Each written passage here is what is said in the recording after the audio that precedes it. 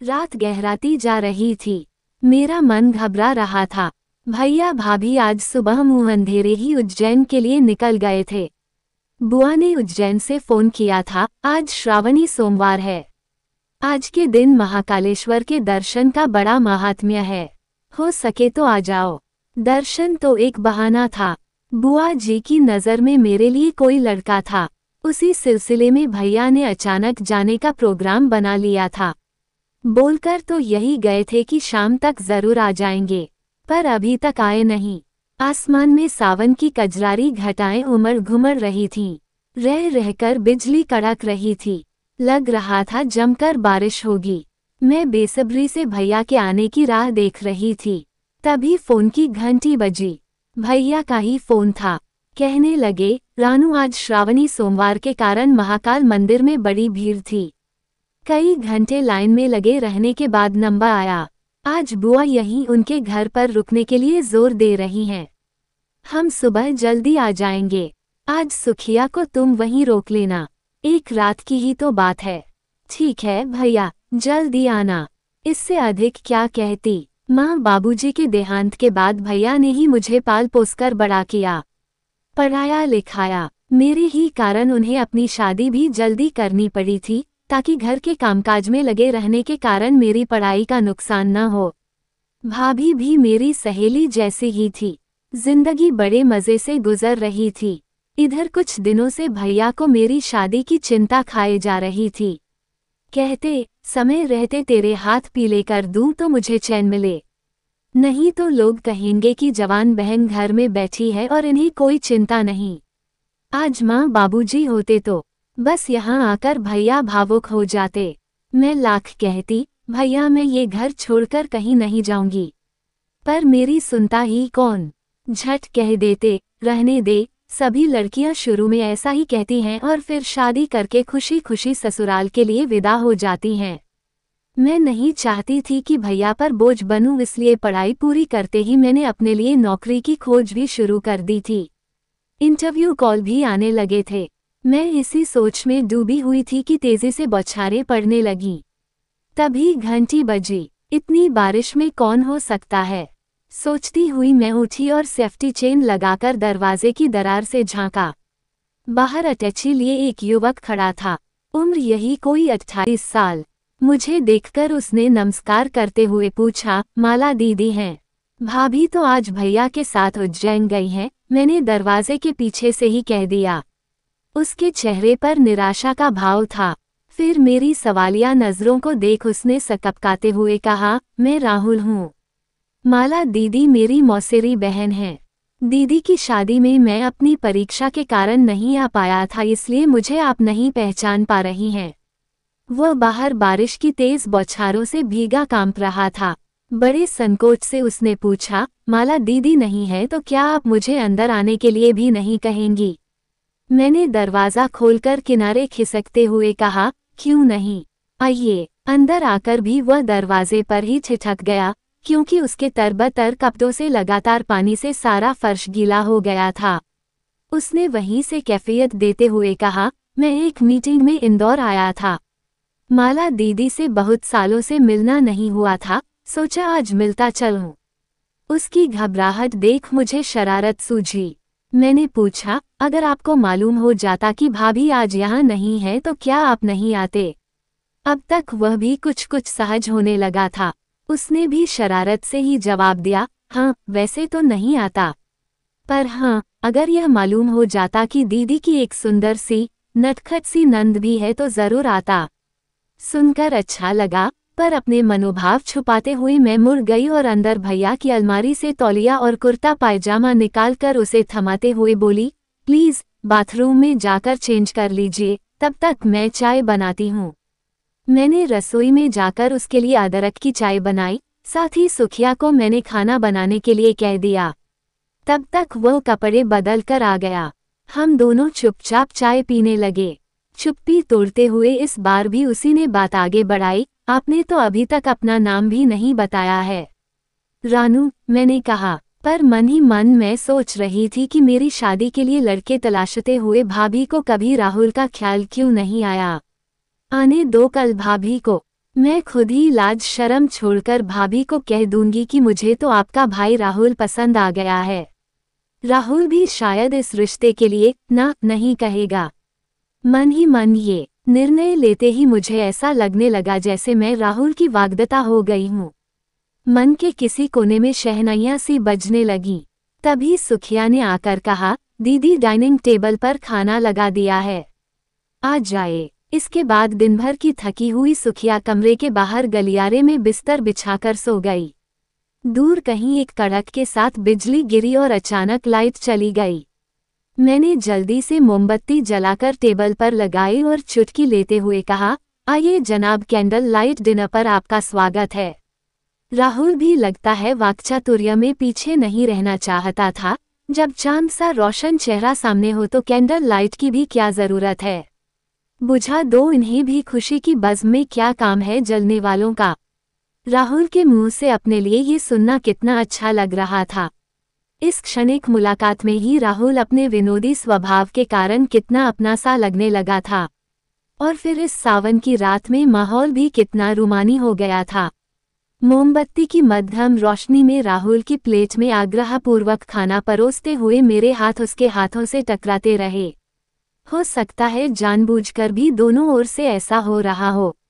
Dinner के बाद हम दोनों सोफे पर बैठकर गप्पे लगाते रहे, यहाँ वहाँ की, न जाने कहाँ कहाँ की बातें।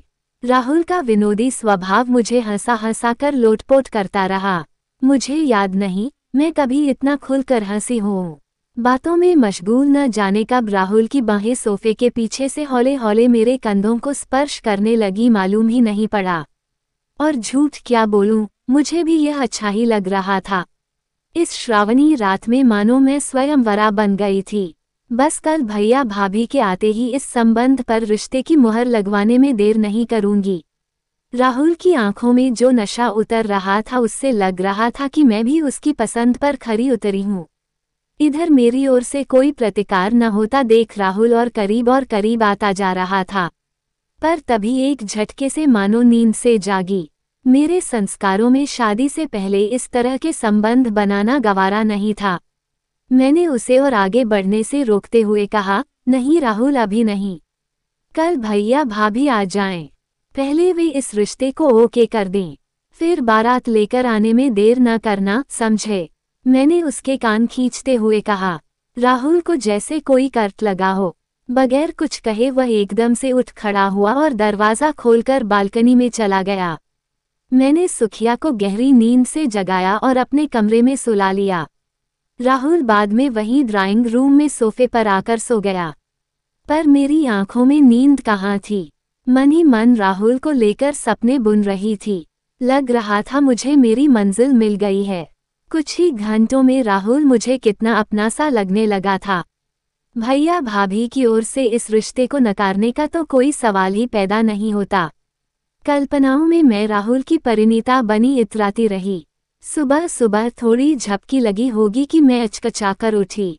बारिश थम चुकी थी। सुखिया किचन में रात के बर्तन समेट रही थी। मैंने चारों ओर नजर दौड़ाई, राहुल कहीं नजर नहीं आया। मुझे लगा बाथरूम में होगा। बाथरूम में भैया का कुर्ता पायजामा टंगा था जो राहुल ने रात को पहना था। इधर उसकी अटैची भी नहीं दिखाई दी। मैंने सुखिया को पुकारा, सुखिया तुम्हारे मेहमान कहाँ गए? जरा चाय तो बना दो उनके लिए। दीदी वो तो मुंह अंधेरे ही उठकर चल दिए। मुझे कहा कि मेरी सुबह की ट्रेन है इसलिए चलता हूँ। आपको उठाने लगी तो उन्होंने मना कर दिया कि रहने दो, मैं फिर आऊँगा। मैं मन ही मन मुस्कुराई कि राहुल मुझे मालूम है तुम बार बार वापस आओगे। पर मुझे अच्छा नहीं लगा कि राहुल मुझसे मिले बगैर कैसे चला गया। तभी सोफे के कुशन के नीचे दबे कागज पर मेरी निगाह पड़ी। एक ही सांस में मैं पड़ गई। लिखा था गुस्ताखी करने जा रहा था। अच्छा हुआ तुमने बहकते कदमों को रोक दिया। Thank you. बगैर मिले जा रहा हूँ, माफ करना। तभी दरवाजे पर भैया भाभी के आने की आहट आई। वादे के मुताबिक वे पहली बस से ही दौड़े चले आए थे। बहुत खुश नजर आ रहे थे। आते ही भाभी ने उत्साह में भरकर कहा, रानू जल्दी से नहाकर तैयार हो जाओ, लड़के वाले आज ही तुम्हें देखने आ रहे हैं। मैंने उन्हें लंच पर बुला लिया है। सब साथ ही मिलकर खाना खाएंगे।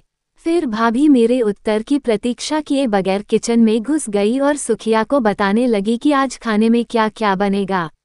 मेरी बात सुनने की भाभी को फुर्सत ही नहीं थी। मैं अपनी बात कहने के लिए उनके पीछे पीछे घूमने लगी, पर भैया के सामने कहने की हिम्मत नहीं हुई। जब भाभी कपड़े बदलने अपने कमरे में गई तो मैं भी उनके पीछे पीछे चल दी। समझ नहीं आ रहा था कि बात कहाँ से शुरू करूं। बड़े संकोच से मैंने कहना शुरू किया, भाभी, कल आपकी मौसी का लड़का यहाँ आया था। हाँ, क्या नाम है उसका? मैंने बनते हुए पूछा। कौन, राहुल? कैसे आना हुआ उसका? अकेले ही आया था या उसकी बीवी भी साथ थी? भाभी ने साड़ी को तय करते हुए पूछा। राहुल की बीवी। सुनते ही मैं मानो आसमान से जमीन पर आ गिरी। भाभी मेरी ओर पीठ किए अलमारी में से कपड़े निकाल रही थीं। उन्हें मेरी इस हालत का बिल्कुल अंदाजा नहीं था, पर मैंने जल्दी ही अपने आप को संभाल लिया और कहा, आया तो अकेला ही था। सुखिया ने बढ़िया खाना बनाकर खिला दिया था। रात को वहीं सोफे पर सो गया और सुबह न जाने कब चला गया, मालूम ही नहीं पड़ा। जाते समय मिलकर भी नहीं गया। मैं बड़ी सफाई से सारी बातें छुपा गई। अब कहने को क्या बचा था? कोई बात नहीं, उससे तो मैं बाद में निपटूंगी। चल अब तू जल्दी से तैयार हो जा। आज मेरी यह गुलाबी सिल्क साड़ी पहन लेना, तुझ पर बहुत खिलती है। कहते हुए भाभी ने पलंग पर साड़ी रख दी और कमरे से निकल गई। मेरे सर पर हजारों हथौड़े बरस रहे थे। मुझे गुस्सा आ रहा था कि राहुल ने मुझसे यह बात क्यों छुपाई कि वह शादीशुदा है। हाँ, पर मैंने ही उससे ये कब पूछा था, या उसे ये सब बताने का मौका ही कहाँ दिया? ये भावनाओं का ज्वार था या मौसम का खुमार, या अचानक मिले एकांत का लाभ उठा लेने का लोभ, या फिर मेरे अंतर्मन में छुपी यह भावना कि जल्दी से जल्दी मेरी कहीं शादी तय हो जाए ताकि भैया मेरी चिंता से मुक्त हो जाएं। क्या यही सोचकर मैं इस श्रावणी रात में स्वयंवरा बनने को आकुल हो गई थी? पर राहुल स्वयं शादीशुदा होते हुए मौके का फायदा नहीं उठा रहा था क्या?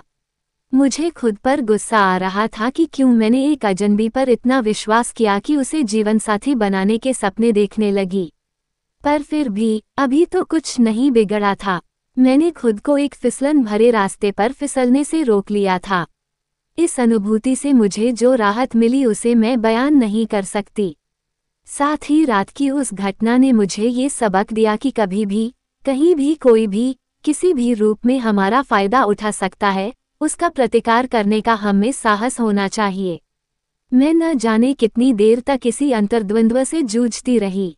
तभी भाभी ने आकर कमरे में झांका। अरे रानू, तू तो अभी तक वैसी की वैसी बैठी है, कब तैयार होगी? देख, वो लोग तो आ भी गए हैं। ड्राइंग रूम से मेहमानों के आने की हलचल की आवाजें आ रही थीं। मैंने गुलाबी सिल्क की साड़ी पलंग से उठाते हुए कहा, बस भाभी, मैं जल्दी से तैयार होकर अभी आई।